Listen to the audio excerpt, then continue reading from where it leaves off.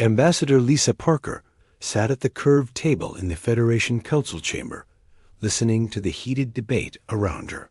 Representatives from dozens of alien species argued about military strategy, their voices rising in anger and frustration. The holographic display in the center of the room showed star maps marked with red zones where the Zenth Empire had been attacking peaceful worlds. "We must respond with force," declared General Vextar, the military leader from the warrior world of Kratos. His blue skin gleamed under the chamber lights as he pounded his fist on the table. "The Zenth understand only strength. We should assemble the largest fleet in Federation history and crush them." "Violence will only lead to more violence," replied Counselor Murdia from the Peaceful Harmony Collective. Her silver robes rustled as she gestured toward the star map. "We should try diplomatic solutions first." Lisa watched the familiar pattern unfold. Every time the Federation faced a military crisis, the same arguments happened. The warrior species wanted immediate action. The peaceful species wanted to talk. And the humans sat quietly, offering the same advice they had given for 50 years. General Rick Mason, humanity's military representative, leaned back in his chair with a calm expression.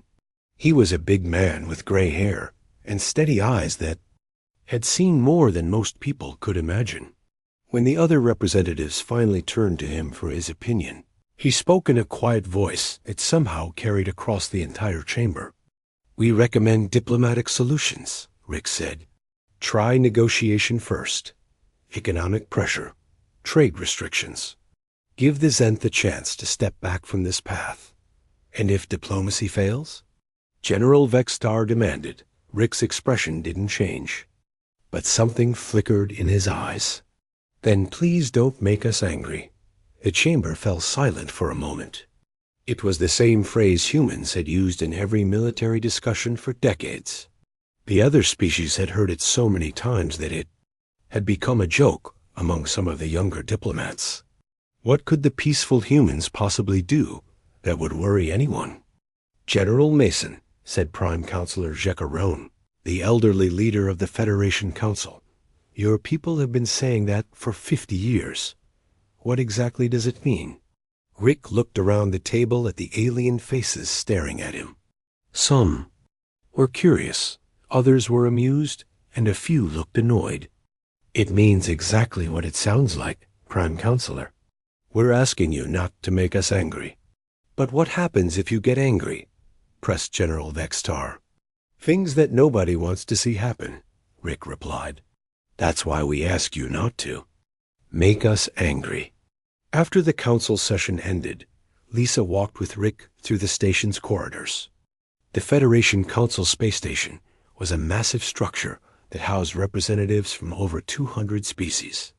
Gardens from different worlds created a rainbow of colors along the walkways, and the air carried the mixed scents of 100 different atmospheres. "Rick, they're starting to think we're afraid to fight," Lisa said as they passed a group of young alien diplomats who whispered and pointed at them. "Good," Rick replied. "Fear keeps people alive. If they knew what we were really capable of, half the species in the Federation would never sleep peacefully again." "Do you really think it will come to that?" Rick stopped walking and looked out through a large window at the stars beyond. "Lisa, I've been studying the Zenth Empire for 20 years. They're not like the other aggressive species we've dealt with. They don't want territory or resources. They want to prove they're the strongest force in the galaxy. And they've convinced themselves that humans are weak because we choose peace. They think our warnings are jokes. War Master Crickstull has been making speeches about how humans are too soft to fight a real war." Lisa felt a chill run down her spine. What does Earth Command say? Earth Command says the same thing it said for 50 years. Maintain current. Posture. Keep the restraints in place. Hope that we never have to show the galaxy who we really are. Meanwhile, on Earth, Dr. Amy Rodriguez worked late in her laboratory deep beneath the Colorado mountains. The facility didn't appear on any public maps. As far as the Federation knew, it was a research station studying climate patterns. In reality, it was the command center for Project Restraint, humanity's most classified program. Amy stared at the screens showing peaceful human colonies throughout the galaxy. Farming worlds where humans grew food for dozens of species. Trading stations where human merchants sold goods across the Federation. Medical centers where human doctors treated patients from every corner of known space. What the galaxy didn't know was that every human facility had a second purpose. Every farm could become a military base. Every trading ship could transform into a warship. Every medical station could coordinate military operations. For 50 years, humanity had built the most advanced military network in galactic history while looking completely peaceful. Dr. Rodriguez called her assistant, a young man named Peter Chun. We're getting reports from the border sectors. The Zenth are moving more ships toward Federation space. How many ships? 3 full battle fleets. Maybe 400 vessels. Total.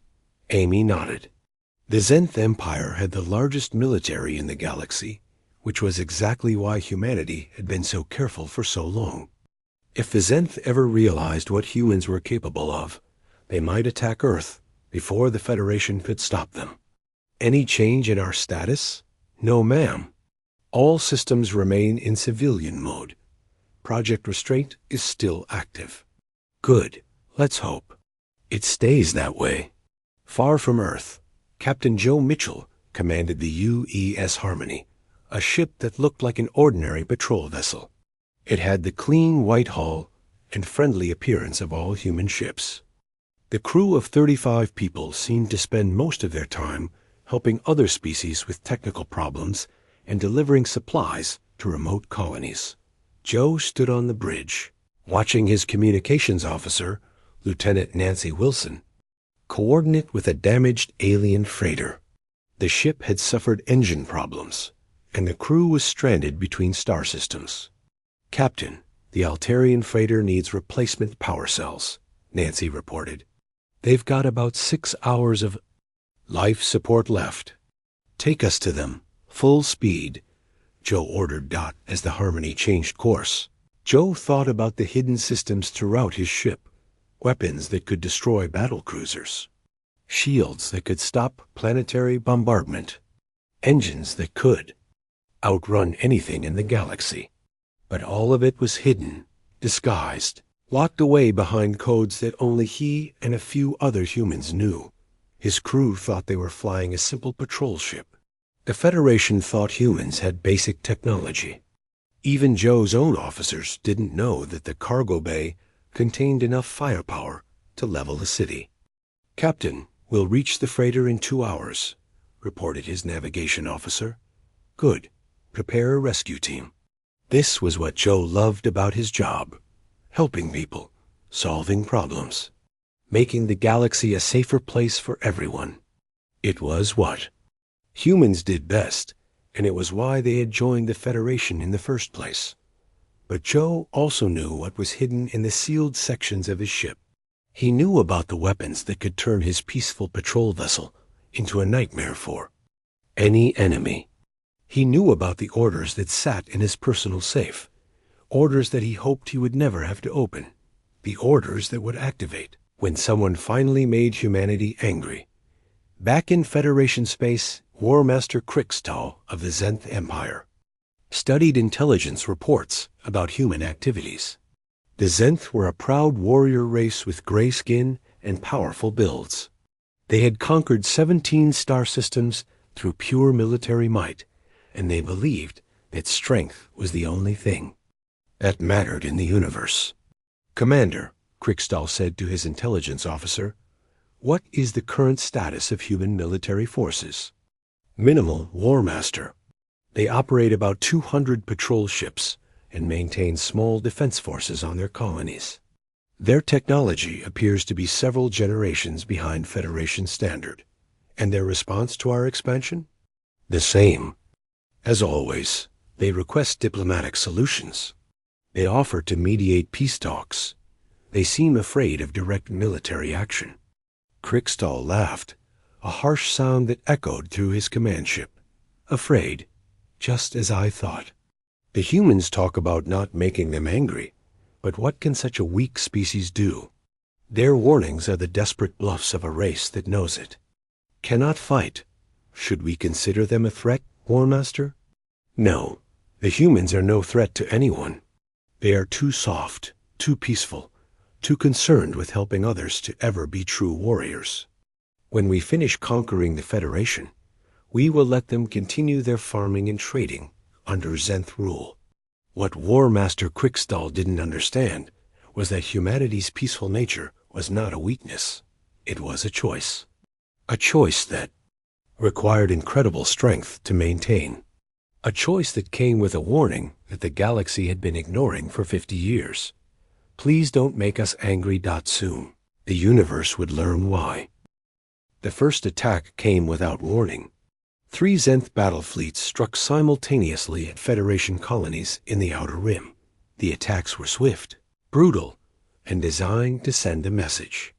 War Master Krickstall wanted the galaxy to know that the Zenth Empire was done with negotiations. Commander Kate Sullivan stood on the bridge of the Federation battleship FSS Unity, watching the tactical display with growing horror. The colony of New Geneva was under direct assault, and the images coming from the surface showed burning cities and fleeing civilians. "Kate, we need to move now," said Captain Dal Morrison, her second in command. "New Geneva has 2.3 million people down there." "I know," Kate replied, studying the fleet positions on her screen. "Signal all ships. We're going in." The Federation Defense Fleet was impressive by any normal standard. 47 ships from 12 different species, including some of the most advanced warships in the galaxy. But as they approached the battle zone, Kate could see they were outnumbered 3-1. "Commander, the Zenth ships are bigger than our intelligence report suggested," reported Lieutenant Colonel Alex Kim from the tactical station. "Their dreadnoughts are twice the size of our largest vessels." Kate nodded grimly. The Zenth had been building their military in secret for years, and now everyone could see the results.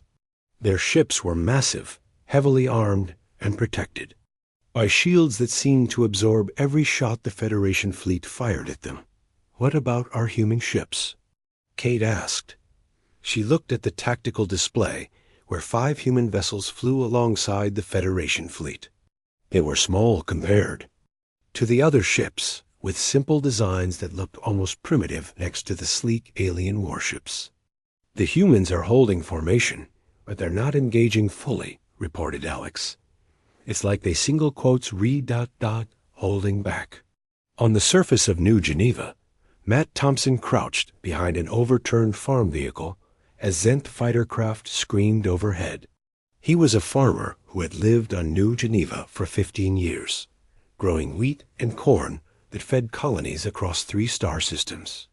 Now he was trying to organize the evacuation of his neighbors while alien warriors destroyed everything he had built. "Matt, we need to get these families to the evacuation point," called out Dr. Sarah Kim, a human medic who ran the colony's medical center. She was helping an injured Altarian family, their blue skin covered with dust and debris. "The spaceport is under attack," Matt replied, checking his communicator for updates. "Captain Hayes says we need to use the emergency shelters until the Federation fleet can clear the skies." Captain Ben Hayes was the human coordinator for New Geneva's defense forces. He stood in the colony's command center, watching reports stream in from across the planet. The Zenth were targeting civilian areas, trying to create panic and force a quick surrender. "Captain Hayes," came an urgent voice over the communication system. "This is Earth Command. Do you require emergency authorization?" Ben stared at the communication panel. He knew what Earth Command was asking: the authorization to remove the restrictions, to stop pretending that humans were just another peaceful species and reveal what they really were. Negative, Earth Command.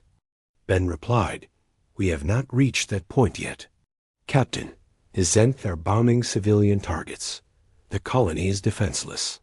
"The colony is not defenseless," Ben said quietly. "But we're not there yet." In space above the planet, the Federation fleet was taking heavy casualties. 3 ships had already been destroyed, and more were badly damaged. The Zenth dreadnoughts seemed impossible to stop, their weapons cutting through Federation shields like they were paper. Commander, Kate Sullivan watched her ships fall back under the overwhelming Zenth assault. All units maintain defensive positions. Protect the evacuation ships. Commander, Alex Kim called from his station. "I'm getting strange readings from the human ships." Kate looked at her tactical display. The 5 human vessels were still in formation, but something was different about them. They were moving with a precision that seemed impossible, dodging enemy fire with movements that defied everything she knew about ship design. "Are they taking damage?" she asked. "No hits, Commander. It's like they know where every enemy shot is going to be before it's fired." Kate opened a communication channel to the lead human ship, the UES Harmony. "Captain Mitchell, this is Commander Sullivan. Can you assist with the attack on the Zenth dreadnought?" The response came from a calm voice that seemed completely unaffected by the battle raging around them. "Commander Sullivan, we are providing support within current operational parameters." "Current operational parameters?" "Captain, we're getting slaughtered out here. We need everything you've got." There was a pause before Captain Joe Mitchell replied. "Commander, you really don't want everything we've got. Trust me on this." On Earth, Dr. Amy Rodriguez watched the battle reports with growing concern. The screens in her underground facility showed the tactical situation in real time. The Federation was losing, and losing badly.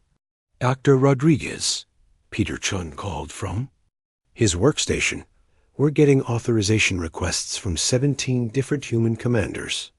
"All denied," Amy replied without hesitation. "Project Restraint remains in effect."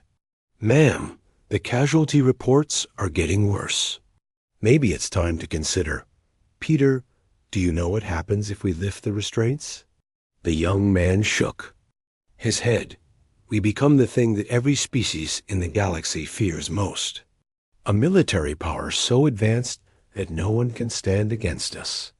We become the next Zenth Empire, except worse, because we actually know how to use our power effectively. But if we don't act, the Federation might lose this war." Amy looked at the tactical displays, showing human ships holding back while their allies died around them. "Peter, humanity has been preparing for this moment for 50 years. Every piece of technology we've shared with the Federation has been carefully chosen. Every colony we've established has been strategically placed. Every ship we've built has been designed for a purpose that no one else understands." "What purpose?" "To end wars quickly and decisively when all other options have failed. But once we cross that line, there's no going back." Back in the battle zone, War Master Kriegstall watched the destruction of the Federation fleet with satisfaction. His dreadnought, the Conquest of Worlds, had taken minimal damage while destroying multiple enemy ships. "War Master," reported his tactical officer, "the Federation forces are retreating. The planet will be ours within hours." "Excellent. What about the human ships?" "They continue to avoid direct engagement. Their weapons appear to be ineffective against our shields." Kriegstall laughed. "Just as I predicted. The humans are cowards who hide behind stronger allies. Signal the fleet. Prepare for the final assault on the planet." But as the Zenth fleet moved toward New Geneva, something unexpected happened. The 5 human ships suddenly changed their formation, moving into positions that blocked the Zenth approach routes. "War Master," the tactical officer said with confusion in his voice, "the human ships are moving to intercept us." 5 small. Ships against our entire fleet? Are they suicidal? Unknown, War Master. They're transmitting a message. The message came from Captain Joe Mitchell aboard the U's Harmony. His voice was still calm, but there was something different about it now. Something that made even Crickstal pause. War Master Crickstal, this is Captain Mitchell of the Earth vessel Harmony. You are attacking civilian targets in violation of galactic law. Withdraw your forces immediately. Human Captain, Crickstal replied with amusement. You are outnumbered. 60 to 1. What exactly do you think you can accomplish? War Master, I'm going to give you the same warning my people have been giving for 50 years. Please don't make us angry. Or what? There was a long pause before Captain Mitchell replied. When he spoke, his voice carried a weight that seemed to echo across space itself. Or you'll find out why we've been asking so politely. Crickstal cut the communication and turned to his tactical officer. Destroy those human ships. Show the galaxy what happens to those who stand against the Zenth Empire. The Zenth dreadnoughts opened fire with weapons powerful enough to crack moons. Energy beams that had destroyed Federation battleships lanced out toward the tiny human vessels.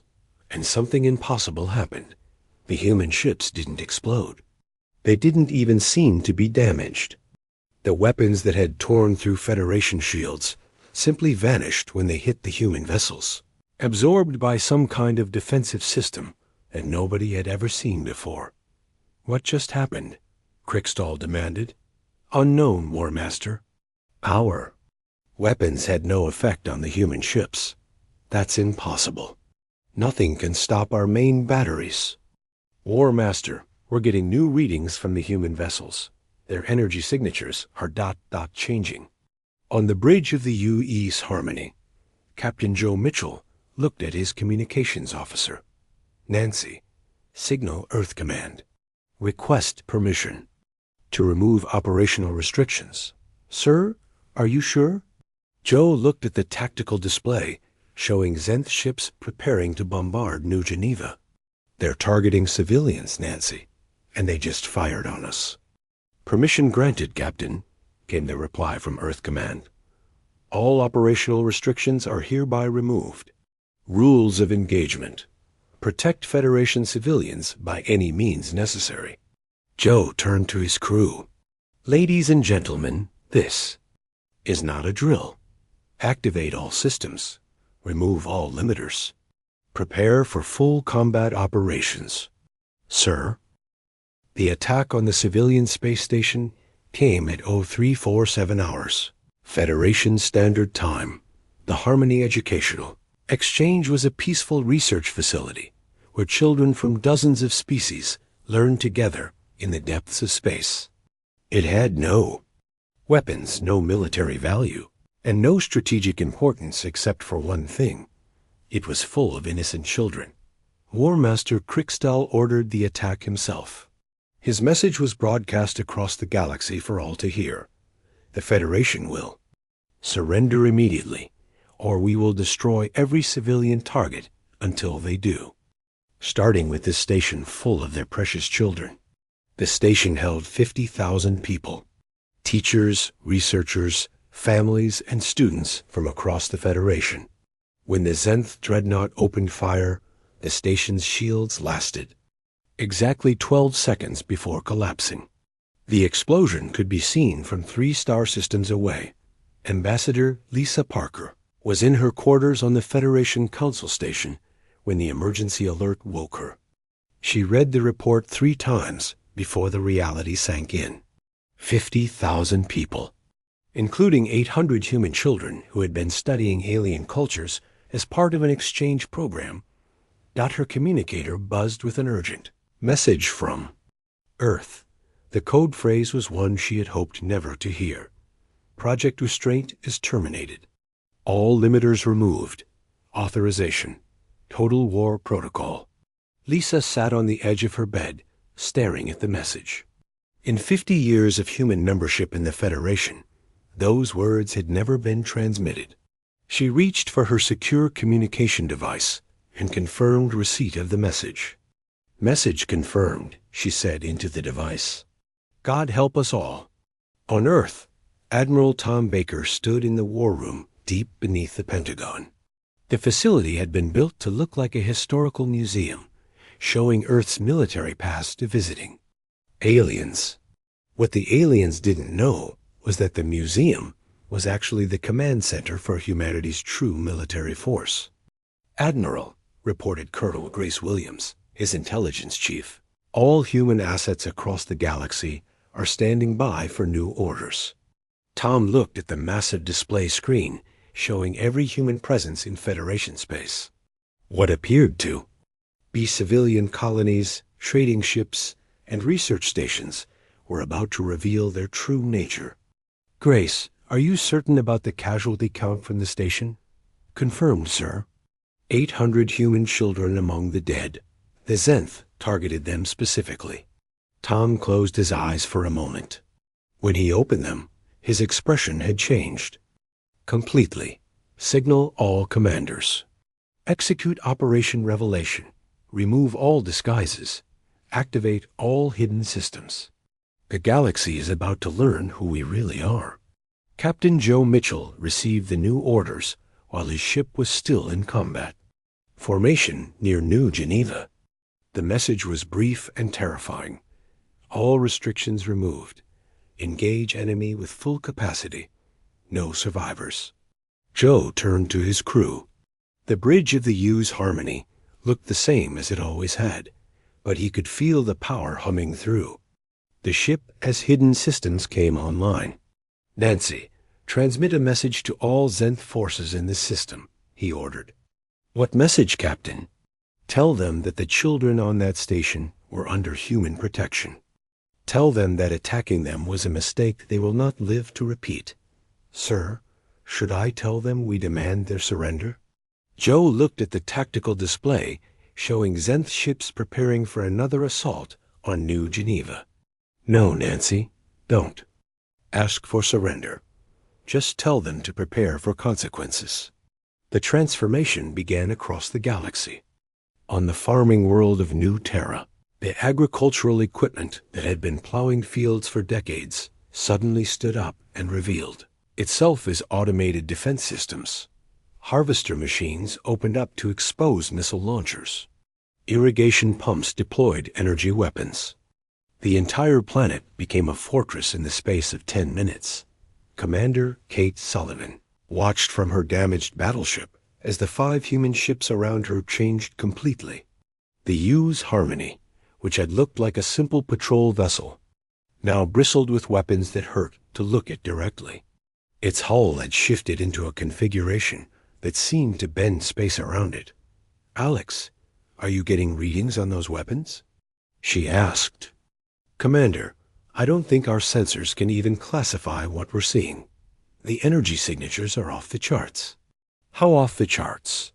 "Each of those human ships is now showing a power output greater than our entire fleet combined." Kate opened a communication channel to Captain Mitchell.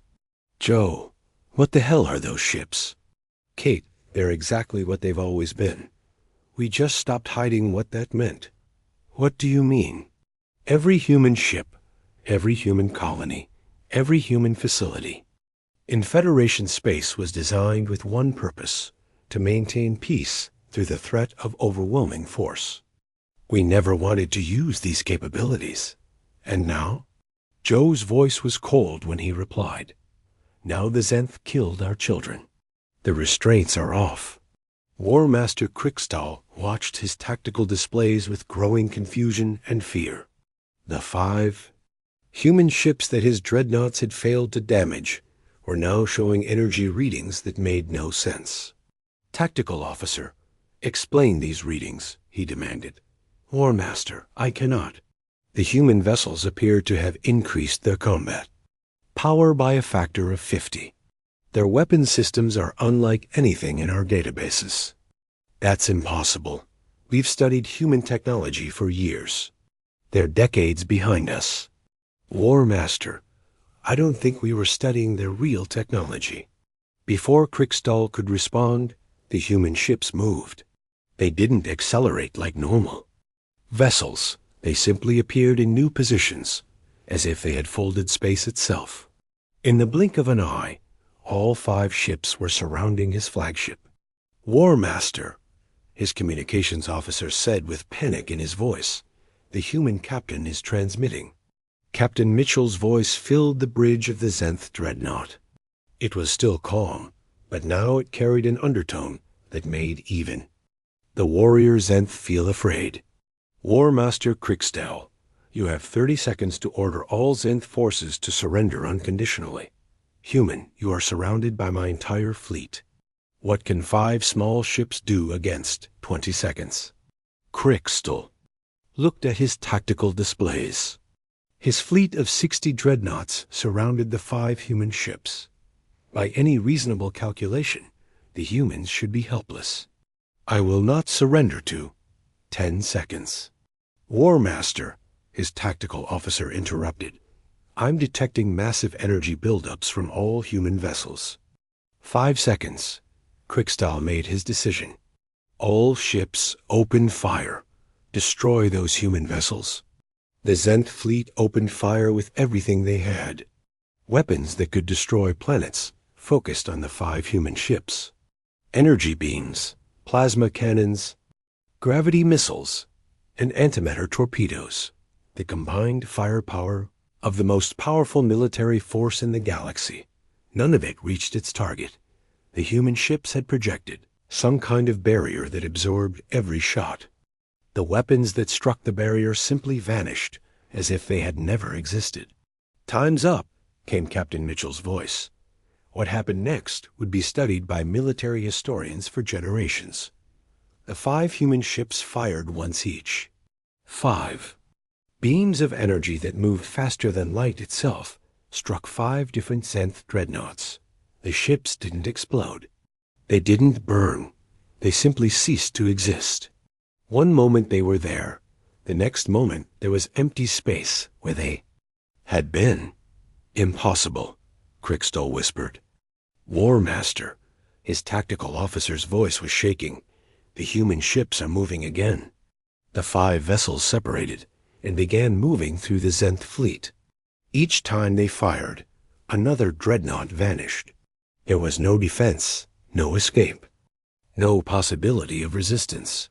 The weapons that had made the Zenth Empire the terror of the galaxy were useless against technology that seemed to rewrite the laws of physics. In 15 minutes, the entire Zenth attack fleet was gone. 60 massive warships, thousands of fighters, and hundreds of thousands of Zenth warriors had been removed from existence by 5 ships that most of the galaxy had considered insignificant. "Commander." Kate Sullivan stared at her tactical display, in shock. "Alex, are you recording this?" "Yes, Commander, but I don't think anyone will believe it." "Joe," she called over the communication channel. "What just happened?" "Kate, we stopped pretending to be something we're not." "What are you?" Captain Mitchell was quiet for a moment before he answered. "We're the species that survived on a death world for millions of years by becoming the most dangerous predators in the galaxy. We learned to work together, to build societies, to choose peace over violence. But we never forgot how to fight." "Joe, how long have you been hiding this?" "Since before we joined the Federation. We knew that if other species understood what we were capable of, they would either worship us or try to destroy us. We chose to be underestimated instead." On Earth, Admiral Tom Baker watched reports flowing in from across the galaxy. Human forces were revealing themselves everywhere, and the effect was overwhelming. Merchant ships transformed into battle cruisers. Research stations became military command centers. Peaceful colonies activated planetary defense systems that could repel invasion fleets. "Admiral," Colonel Williams reported, "all Zenth forces in Federation space are either destroyed or retreating. Total human casualties, 0. Time to complete the operation?" 17 minutes, sir." Tom nodded. In 17 minutes, humanity had revealed itself as the most powerful military force in galactic history. The Zenth Empire, which had threatened the entire FE. The revelation of humanity's true capabilities spread across the galaxy faster than light communication. Every species that had access to the Galactic Information Network watched the recordings of 5 human ships destroying an entire Zenth fleet in 15 minutes. The images were analyzed, studied, and debated, but no one could explain how such power had been hidden for 50 years. Admiral Tom Baker stood on the bridge of the UHS Retribution, humanity's flagship that had been disguised as a deep space research vessel for decades. Around him, the largest human fleet ever assembled prepared for the final assault on Zenth space. 200 ships that had spent 50 years pretending to be merchants, explorers, and aid vessels now showed their true nature as the most advanced warships in galactic history. "Admiral," reported Captain Linda Hayes, his fleet commander, "all task forces are in position. We're ready to begin the final phase." Tom looked at the tactical display showing the Zenth Empire's 17 star systems. Each system was heavily fortified with orbital weapons platforms, defensive fleets, and ground-based military installations that had taken centuries to build. "Signal all ships," Tom ordered. "Begin Operation Final Warning." The attack began simultaneously across all 17 Zenth worlds. Human stealth technology, hidden for 50 years, allowed the fleet to appear inside Zenth defensive perimeters. Without warning, the Zenth had no time to prepare, no time to organize resistance, and no effective weapons to fight back. On Zenth Prime, the Empire's capital world, Supreme War Master Groff Maul watched the orbital defense platforms around his planet disappear one by one. Each platform was protected by shields that could withstand planetary bombardment, but the human weapons cut through them like they weren't there. "How are they doing this?" he demanded of his military advisors. "Supreme War Master, we cannot explain it," replied General Crixvin, the head of Zenth military intelligence. "Human technology appears to be centuries beyond our capabilities. We estimate they could have conquered the entire galaxy at any time in the last 50 years. Then why didn't they?" "Unknown, sir. Perhaps they were waiting for an excuse." Captain Joe Mitchell, now commanding a battle group of 20 ships, led the assault on the Zenth military shipyards in the Conquest system. The shipyards were massive orbital structures that had built the Zenth fleet for over 1,000 years. They were protected by hundreds of defensive platforms and patrolled by the elite Zenth Guard fleet. "Nancy, signal the shipyard commanders," Joe ordered. "Tell them they have 10 minutes to evacuate all personnel before we destroy the facilities." "Sir, shouldn't we demand their surrender first?" "Nancy, after what they did to those children, I'm not interested in taking prisoners. We're here to remove the Zenth military threat permanently." The evacuation proceeded quickly. The Zenth had learned from the fate of their attack fleets that resistance was pointless. Within 8 minutes, every civilian worker and military technician had fled the shipyards in escape pods. "All personnel clear, Captain," reported Lieutenant Alex Parker from the tactical station. "Begin demolition." The human weapons fired once. The shipyards, which had taken 2 centuries to build, vanished in a flash of light. Trillions of credits worth of military infrastructure simply ceased to exist. On Earth, Dr. Amy Rodriguez monitored the global operation from her command center. Reports streamed in from human forces across Zenth space,